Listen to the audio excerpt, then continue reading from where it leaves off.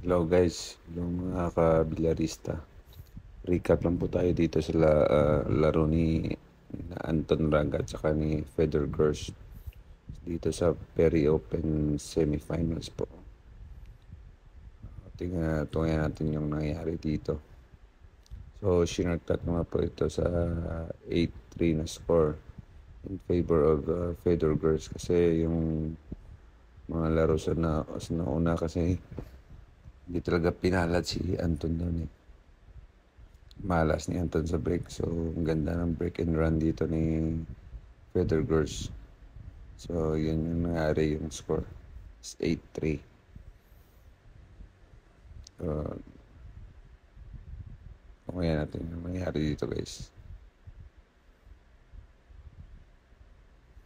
Yan, bumenta kay Anton. All shot yun sa kisa na yun sa 7 ball.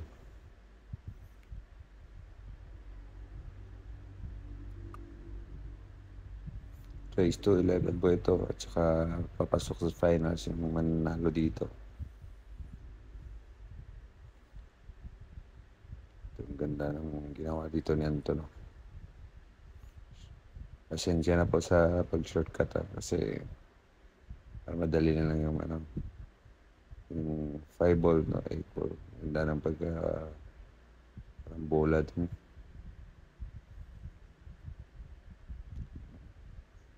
Boost na rin ito guys. So, punta na dito sa score na 8-5. Si Anton Raga pala guys, kasi hindi pa nakakilala sa kanya. Tubong Cebu po ito, Philippines. Galing na bata ito. At saka murang edad pa ito, 24. Marami pa itong dito guys. Yun, dito nagkasayang talaga. Sana ano yung andun, ang lamang. Sayang, ang ganda pa ng tira ni Federer Gers.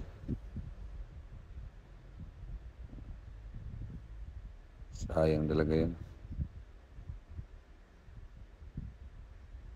Sana nakahabol siya dito. From 8-3 to 8-6 na sana. Kaso di pinalad yung combination shot niya. So yun, nakuha ulit ni Federer at saka 9-5 na po yung score dito. Ganda talaga ng mga break dito ni Federer. Kaya hindi talaga nakaporma si Anton Raga dito.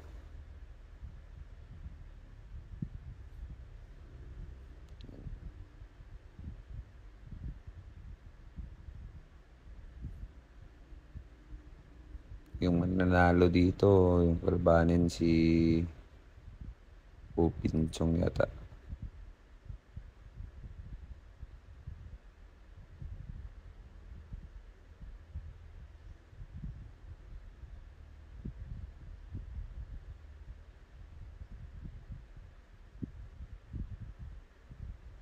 Yun, boss na rin guys. Wala nang magagawa dito si Anton natin.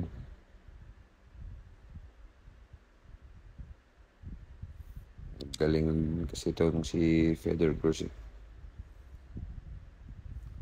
Lalo na sa pocketing. So yun guys, decision na po si Fedor. Pero alam mo naman basta pro, hindi nag-surrender.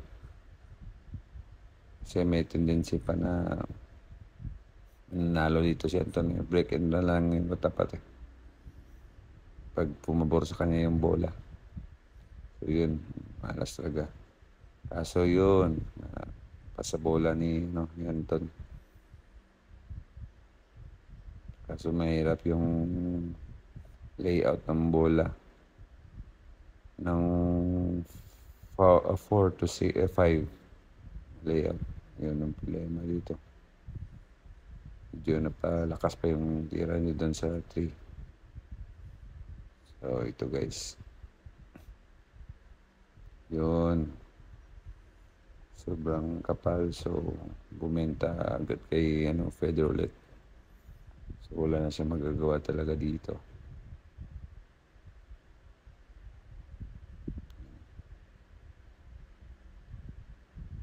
Yun na lang pagdala ng bola, no? Yun. Wala na. So, guys, salamat sa iyong pagnonood at saka good luck sa iyo, Anton, sa mga next mo na laban. Okay lang yan, Idol Anton. Marami pa namang laro eh. So, hanggang dito lang tayo guys. Mabuhay tayong mga bilyaristang Pinoy. Salamat po. Forever young, I wanna be